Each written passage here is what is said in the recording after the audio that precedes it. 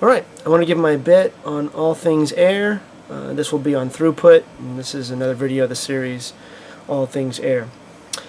And basically I wanted to cover this because this is another contested topic, in that Apple decided to limit the MacBook Air to a USB port, no FireWire port, or a traditional really FireWire port that it helped create, and the traditional gigabit Ethernet port.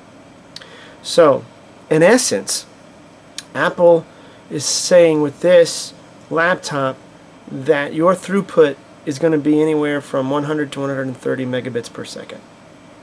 Now, if we added a gigabit Ethernet port on there, we could get it up to 1,000 megabits per second, or FireWire, depending on which they choose, 400 and 800 megabits per second. So that's quite a difference, and that has a lot to do with whether you're going to participate on a network, and that being a wireless machine. It is using at least the fastest standard now, which will get you around 130 megabits per second using 802.11n if you can get that. Or you have to use that the USB connector. Now, while USB has faster, well, it's not going to be as fast as a gigabit Ethernet, but it will at least get you to around the 10-100 Ethernet connectivity.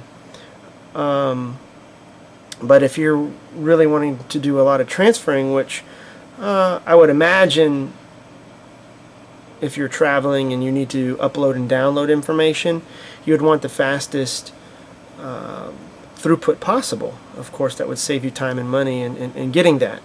So, I mean, you could make arguments all day long. Of course, people could come back and say, well, they don't need this and or that. I'm just stating that if you are on the go, and for purposes of transferring data, because this is a portable device, which means it's going to sync and unsync with other nodes out there, throughput is a concern. At least it would be for me. Beyond all the arguments of carrying extra stuff like the USB, Ethernet adapter, so on and so forth, a gigabit Ethernet port is going to be limited by the speed of the USB 2. Really, in terms of throughput, the gigabit Ethernet throughput at megabits per second will reach a bottleneck when it hits the USB 2.0 adapter.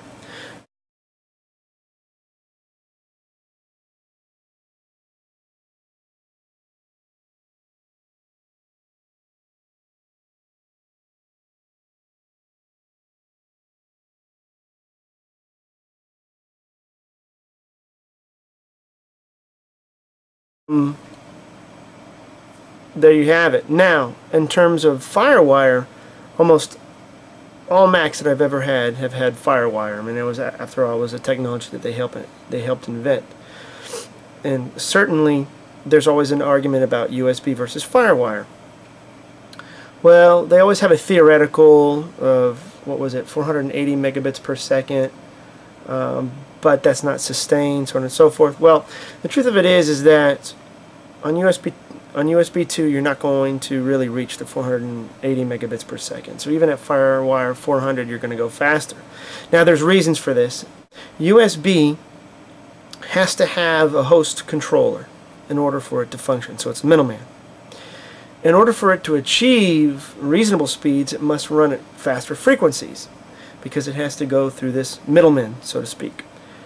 And FireWire, you could call peer-to-peer. In other words, a FireWire point to FireWire point. It has the intelligence to talk to each other. It doesn't need to have a middleman. So, less overhead. Now, in burst speeds, you can get USB to perform in very short burst speeds, better than FireWire. But most of the time, you're using it for sustained purposes, like reading off of drives and cameras and so on and so forth. And then in every event, you'll always get faster performance from FireWire on that. And the longer the sustained use of FireWire versus USB, FireWire will continue to just expand on it.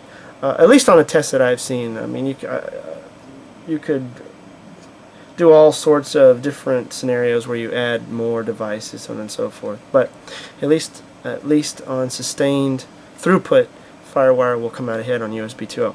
So I'm going to put up some charts on further numbers. You can see whether you want to look at it megabits per second or megabytes per second.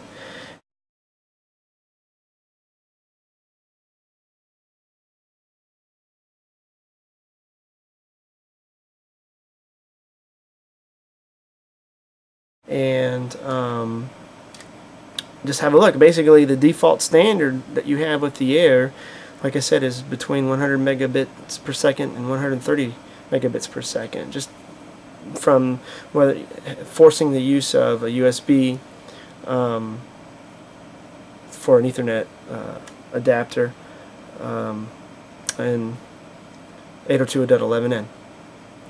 So that'll conclude the throughput section. It's not really much of saying, well, the MacBook Air is just terrible. It's just an observation that I found very shocking with the lack of the FireWire port and depending so heavily on Wi-Fi, when in itself, even in itself, if you in a perfect world having 802.11n and it having no sort of interference is a huge gamble, and quite frankly the technology is just not there yet.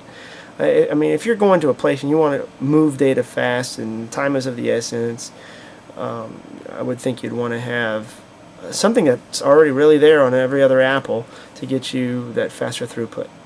Thanks for watching.